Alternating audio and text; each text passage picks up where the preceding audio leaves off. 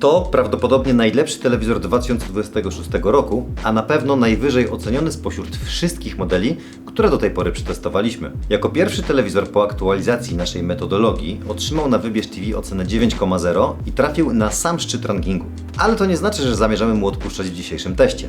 Porównamy go z monitorem referencyjnym wartym 170 tysięcy złotych, aby sprawdzić, czy najnowszej generacji matryca QD OLED rzeczywiście pozwala mu zbliżyć się do studyjnego wzorca. No i tradycyjnie spróbujemy znaleźć miejsca, w których nadal można się do czegoś przyczepić. Bo poza fenomenalnymi wynikami S99H ma jedną cechę, która może podzielić widzów bardziej niż wszystkie nasze pomiary. Dla jednych będzie jego największym atutem, a dla innych powodem do narzekań. I co ciekawe, można ją ocenić jeszcze przed włączeniem ekranu. Czy S99H naprawdę zasługuje na miano najlepszego telewizora 2026 roku? Sprawdźmy! Przez ostatnie lata producenci robili właściwie wszystko, żeby telewizor zniknął na ścianie. Ramki stawały się coraz cieńsze, a cała uwaga miała skupiać się wyłącznie na obrazie. Nie trzeba szukać daleko. Wystarczy przypomnieć sobie ubiegłorocznego QN990F czy niezwykle smukłego OLEDa S95F. W S99H Samsung zrobił dokładnie odwrotnie. Zamiast ukrywać obudowę, postanowił ją wyeksponować. Ekran umieszczono wewnątrz szerokiej metalowej ramy, nazwanej float layer. Z przodu wygląda to tak, jakby matryca lewitowała w środku konstrukcji. To rozwiązanie najlepiej zaprezentuje się po zawieszeniu telewizora na ścianie. S99H można zamontować naprawdę blisko jej powierzchni. Wtedy rama zaczyna przypominać oprawę obrazu. Pomaga w tym także matowe wykończenie ekranu, które skutecznie rozprasza światło. Przy odpowiednim oświetleniu telewizor faktycznie bardziej przypomina obraz niż klasyczny ekran. Samsung w ogóle poszedł o krok dalej i po raz pierwszy w swoim OLEDzie dodał pełnoprawny tryb sztuka. Zamiast czarnego ekranu możemy więc wyświetlać obrazy albo fotografie, tak jak na produktach The Frame. To akurat dobry sposób, aby lepiej wykorzystać ten nietypowy design. No i wygląda też na to, że Samsung jest naprawdę pewny nowych matryc OLED, skoro pozwala na pracę ciągłą ze statycznym obrazem. Sam wygląd pozostaje oczywiście kwestią gustu. Mi podobał się już podczas pierwszego spotkania na targach CES, kiedy zobaczyłem go zawieszonego.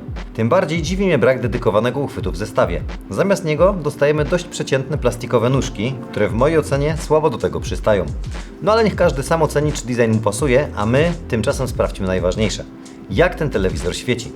Przetestowaliśmy 65-calową wersję, która wykorzystuje nową generację matryc QD OLED od Samsung Display.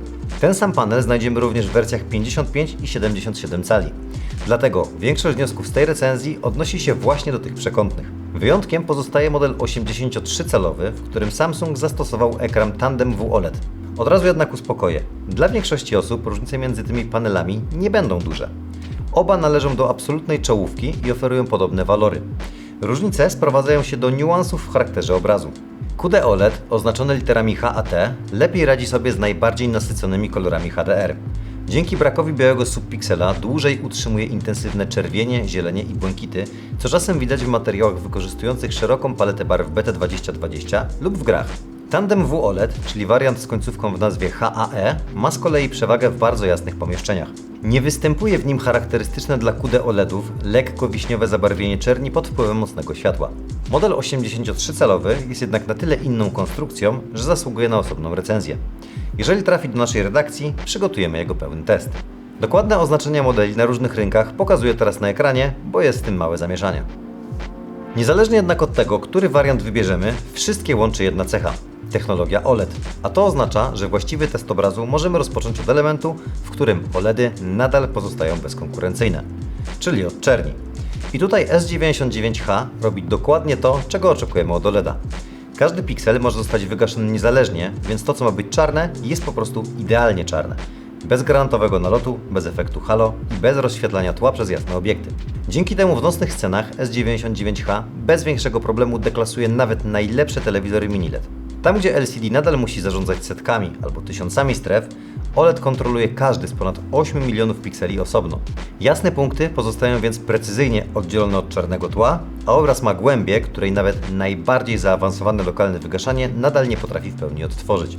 Dlatego na naszej stronie S99H otrzymał za czerni kontrast najwyższą możliwą ocenę. To, co naprawdę odróżnia telewizory premium, zaczyna się przy HDR-ze. Tutaj S99H robi największe wrażenie. Zmierzona przez nas jasność szczytowa to prawie 3000 nitów. Sam wynik jest absurdalnie wysoki jak na OLEDa. W wielu scenach potrafił świecić mocniej niż najlepsze mini LEDy, które testowaliśmy w tym roku. Oznacza to, że w normalnym oglądaniu S99H nie tylko przestał ustępować ekranom LCD pod względem efektowności HDR-u, ale momentami potrafił je nawet przebić. I mówimy tu o porównaniu z najmocniejszymi konstrukcjami, takimi jak TCL X11L czy Sony Bravia 9 Mark II. Idealnie widać to w porównaniu z monitorem referencyjnym. Po kalibracji i ustawieniu właściwego punktu bieli, wybuchy, drobne lampy, refleksy czy scena z gwiazdami wyglądały niemal identycznie jak na HX 3110. I to jest chyba największy komplement, jaki mogę dać telewizorowi. Czy oznacza to, że S90H całkowicie dorównał profesjonalnemu monitorowi? Nie w każdej scenie. Ograniczenia OLEDa widać przede wszystkim w bardzo jasnych ujęciach, w których biel zajmuje niemal cały ekran. W takich sekwencjach, jak chociażby ta z Matrixa, telewizor nie jest w stanie utrzymywać tak wysokiej jasności jak monitor referencyjny albo jak najmocniejszy ekran LCD. Z drugiej jednak strony, małe efekty świetlne na ciemnym tle mają ogromną intensywność, z czym ma problem technologia mini LED. Dlatego w ogólnym rozrachunku S99H oferuje najlepszy efekt HDR, jaki do tej pory widzieliśmy w telewizorze konsumenckim. A skoro jesteśmy przy HDR-ze, warto jeszcze powiedzieć kilka słów o obsługiwanych formatach. Jak zwykle w telewizorach Samsunga nie znajdziemy tutaj Dolby Vision i dla części osób będzie to woda na młyn, aby ten model dyskredytować. Samsung wspiera za to konkurencyjny format HDR10+, który działa na podobnej zasadzie i jest dostępny w coraz większej liczbie materiałów. Najważniejsze jest jednak coś innego. Dla S99H brak Dolby Vision ma bardzo małe znaczenie. Telewizor jest tak jasny, że rzadko wymaga jakiegokolwiek mapowania tonów i format podstawowy, czyli HDR10, wygląda równie dobrze, jak mógłby wyglądać Dolby Vision. Technologia ta wnosi realną różnicę przede wszystkim na telewizorach o mniejszych możliwościach. Trzecim elementem budującym ten obraz są kolory. I właśnie tutaj matryca QD-OLED pokazuje kolejną ze swoich największych przewag. Dzięki trójsubpikselowemu układowi wspieranemu przez kropki kwantowe S99H pokrywa praktycznie całą paletę DCI-P3 oraz około 89% przestrzeni BT2020. To wyniki wyższe niż w dowolnym RGB mini LEDzie z tego roku. Zwłaszcza gdy porównamy w realnych scenach filmowych, gdzie QD-OLED zachowuje stabilne nasycenie niezależnie od charakteru sceny. Konkurować może jedynie SQD Mini LED od TCL-a, który uzyskuje porównywalne wyniki. Nieco inaczej wygląda sytuacja w 83-calowym wariancie z panelem WOLED Tandem. On również oferuje świetne barwy, ale ma trochę niższy wolumen kolorów. Wynika to m.in. z obecności białego subpiksela, który przy bardzo wysokiej jasności może rozcieńczać najbardziej nasycone odcienie. Dobrze pokazuje to nasz film z porównaniem dwóch wariantów Samsunga S90F w scenie z Mad Maxa, gdzie twórcy wykorzystali bardzo intensywną czerwień z palety BT2020. QD-OLED zachował głębszy i bardziej nasycony kolor.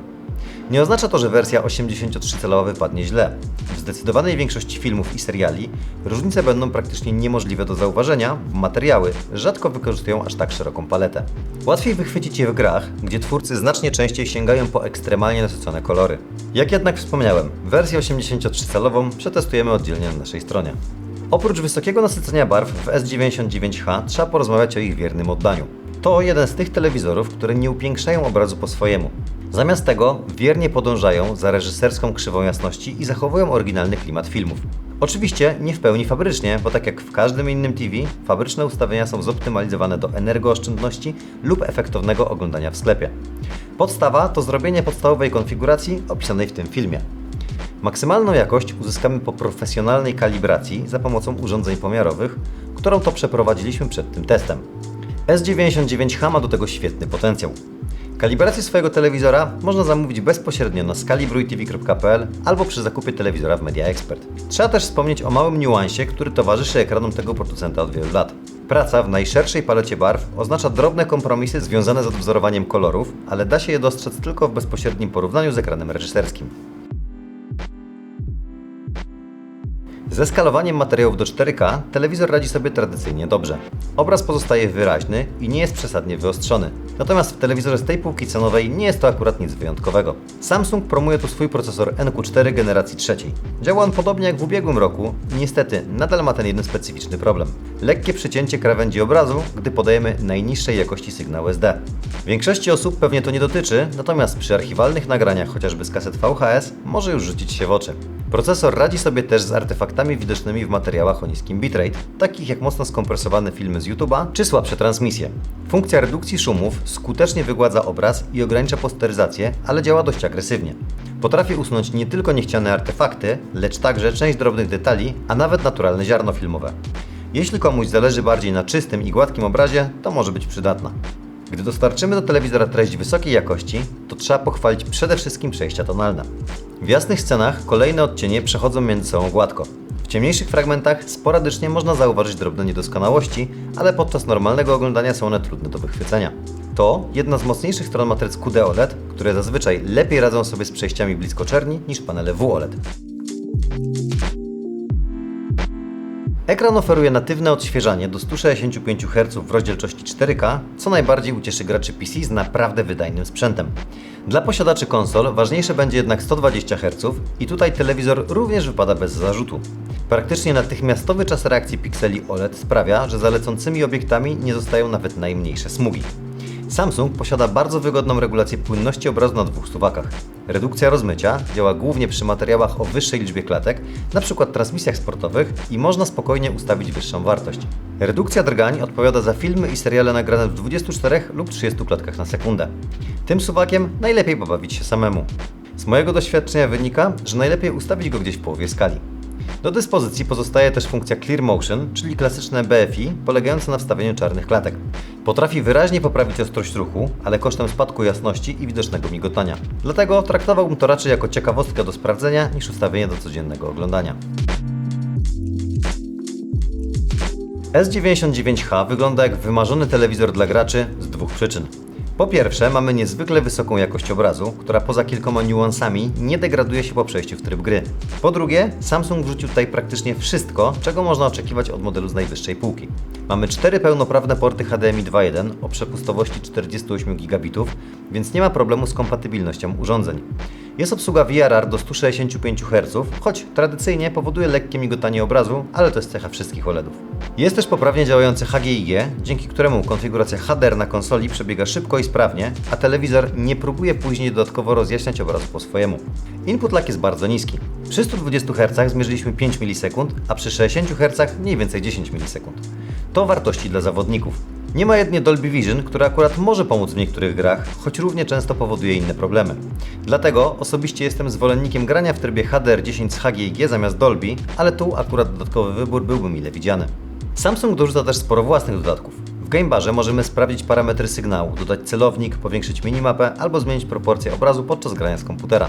Najciekawszą funkcją pozostaje jednak Game Motion Plus.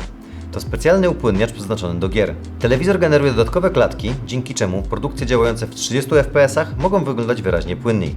Input lag wzrasta wtedy do około 40-50 ms zależnie od siły ustawienia, ale jak na aktywną interpolację nadal jest to bardzo dobry wynik.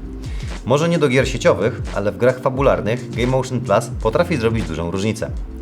Jeśli tak długo wyczekiwane GTA 6 zatrzyma się na 30 klatkach w trybie wysokiej jakości na konsolach, to S99H może być jednym z telewizorów, na których rozgrywka będzie wyglądała znacznie płynniej.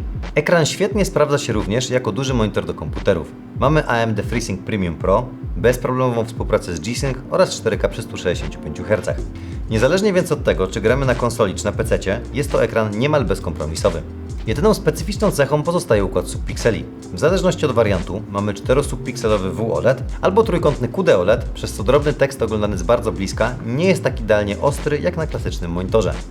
Biorąc jednak pod uwagę rozmiary S99H, mało kto postawi go bezpośrednio na biurku. Z normalnej odległości problem praktycznie znika. S99H działa na autorskim systemie Samsunga, czyli Tizenie i szczerze mówiąc trudno mieć do niego większe zastrzeżenia. System działa bardzo szybko, reaguje od razu na polecenia i właściwie nie zdarzają mu się dłuższe chwile zastanowienia. Biblioteka aplikacji jest już na tyle rozbudowana, że ciężko wskazać jakiś popularny serwis, którego mogłoby tutaj brakować. Mamy wszystkie najnowsze platformy streamingowe, Apple AirPlay, a od niedawna również Chromecasta. Dzięki temu łatwiej przesyłać treści z kompatybilnych aplikacji na telefonie bez konieczności klonowania całego ekranu. Dużym plusem jest też 7 lat deklarowanego wsparcia aktualizacjami. Dzisiaj zaczyna się to powoli stawać standardem, ale jeszcze kilka lat temu większość producentów kończyła wsparcie po 2, najwyżej 3 latach. Przy telewizorze za takie pieniądze ma to spore znaczenie. Do sterowania dostajemy pilota Solar Cell. Względem poprzedniego roku został delikatnie zmieniony, ale nadal jest to mały i minimalistyczny kontroler bez klasycznej klawiatury numerycznej. Może to irytować osoby przyzwyczajone do tradycyjnej telewizji, ale obsługa jest raczej wygodna. Pilot dobrze leży w dłoni, nie wymaga wymiany baterii i może sterować również dekoderem, konsolą czy odtwarzaczem. Mi do pełni szczęścia brakuje tylko bardziej szlachetnego wykonania. Kilka lat temu Samsung dodawał do swoich urządzeń metalowe piloty i przy telewizorze tej klasy chętnie zobaczyłbym powrót do takiego rozwiązania. A najlepiej jeszcze z podświetleniem.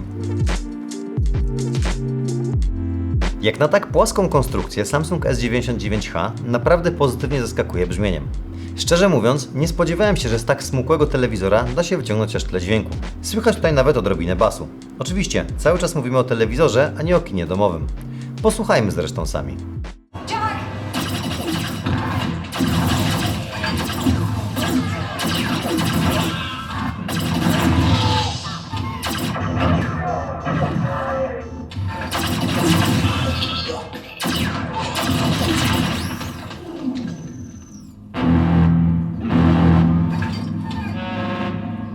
Jeśli ktoś będzie chciał pójść krok dalej, S99H obsługuje Dolby Atmos oraz system Q Symphony.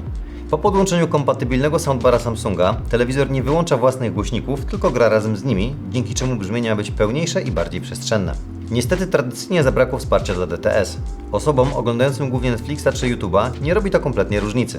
Dla kolekcjonerów płyt Blu-ray może być już to minus i ponownie to powiem, że przy telewizorze z tej półki można oczekiwać możliwie kompletnej obsługi formatów, niezależnie od tego, czy ktoś je uważa za przydatne albo niszowe. Na koniec zostały jeszcze dwie rzeczy, które mocno wpływają na codzienne korzystanie z telewizora. Zachowanie w jasnym salonie oraz kąty widzenia. OLEDy przez lata miały łatkę ekranów stworzonych głównie do oglądania wieczorem. W dzień lepszym wyborem miał być po prostu mini LED. Przy S99H ta teza robi się coraz trudniejsza do obrony. Jednym z jego największych atutów jest nowa wersja matowej powłoki Glare Free. Nie chodzi tutaj o delikatne przygaszenie odbić, tylko o naprawdę skuteczne rozpraszanie światła. Duże okno naprzeciwko telewizora czy inne jasne elementy wnętrza nie odbijają się na ekranie tak jak na klasycznej, błyszczącej matrycy. Oczywiście coś za coś. Matowe wykończenie oraz sama specyfika QD-OLEDa sprawiają, że przy bardzo mocnym świetle czerń może delikatnie wpadać w wiśniowy odcień i tracić trochę swojej głębi. Najbardziej widać to wtedy, gdy światło pada bezpośrednio na ekran. Jest jednak lepiej niż rok temu i w normalnie oświetlonym salonie zjawisko jest znacznie mniej zauważalne. Wersja 83-calowa z panelem WOLED Tandem powinna radzić sobie pod tym względem lepiej, bo nie ma tej charakterystycznej cechy QD-OLEDów. Dużo ważniejsze jest jednak to, że S99H ma wystarczająco dużo mocy, żeby przebić się przez światło w pomieszczeniu. W materiałach SDR średnia jasność sięga 850 nitów, a szczytowo dochodzi do mniej więcej 1300 nitów. Jeszcze niedawno takie wartości kojarzyły się raczej z najmocniejszymi telewizorami mini LED. W praktyce oznacza to, że nawet w bardzo jasnym salonie obraz pozostaje czytelny i nie wygląda na przygaszony. Oczywiście nadal topowe ekrany LCD są jaśniejsze, natomiast różnicę odczujemy jedynie w jednej z dwóch sytuacji. Albo gdy mamy bardzo mocno przeszklony salon i chcemy oglądać jakościowo w pełnym słońcu, albo gdy będziemy oglądać specyficzne treści. Na przykład sporty zimowe, gdzie cały ekran wypełniony jest bielą i wtedy QD-OLED musi do pewnego stopnia się przygasić. W mojej ocenie jasność matrycy S99H będzie po prostu w 95% scenariuszy w pełni wystarczająca. Świetnie wypadają też kąty widzenia. W wariantach z matrycą QD-OLED są właściwie perfekcyjne. Nawet przy patrzeniu z dużego kąta jasność i nasycenie kolorów nie zmniejszają się w sposób zauważalny, więc obraz pozostaje bardzo zbliżony do tego, co widzimy na wprost.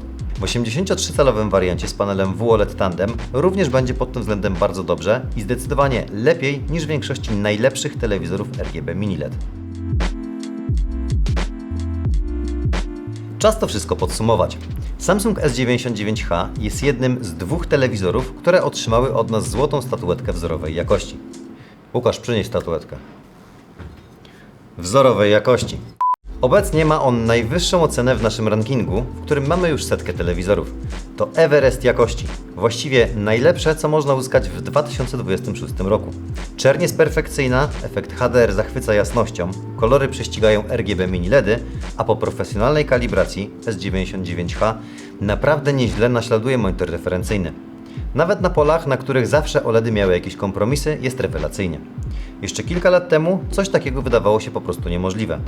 Na tym jednak zalety się nie kończą. Ten telewizor jest po prostu kompletny. Mamy w nim bardzo szybki system Tizen z 7-letnim wsparciem, komplet funkcji dla graczy i świetne odwzorowanie ruchu. A sam telewizor równie dobrze sprawdzi się podczas wieczornego seansu, jak i grania czy oglądania telewizji w jasnym salonie. Czy jest więc idealny?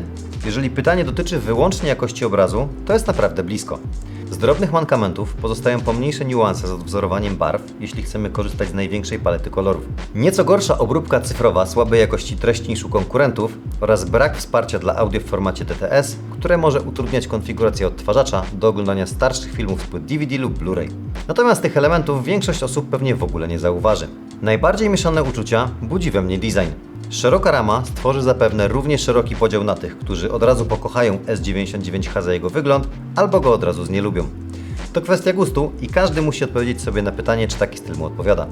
Mi osobiście bardzo się spodobał, ale dopiero wtedy, gdy zobaczyłem ten telewizor zawieszony płasko na ścianie. Postawiony na meblu wygląda dla mnie nieco dziwnie. Są natomiast dwie rzeczy, do których muszę się przyczepić. Pierwsza to brak dedykowanego uchwytu ściennego.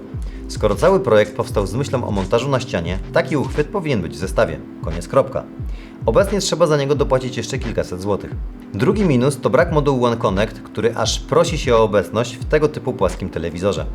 Owszem, można dokupić jego bezprzewodową wersję, ale to kolejny wydatek. W Stanach Zjednoczonych kosztuje on około $350, co daje mniej więcej 1500 zł.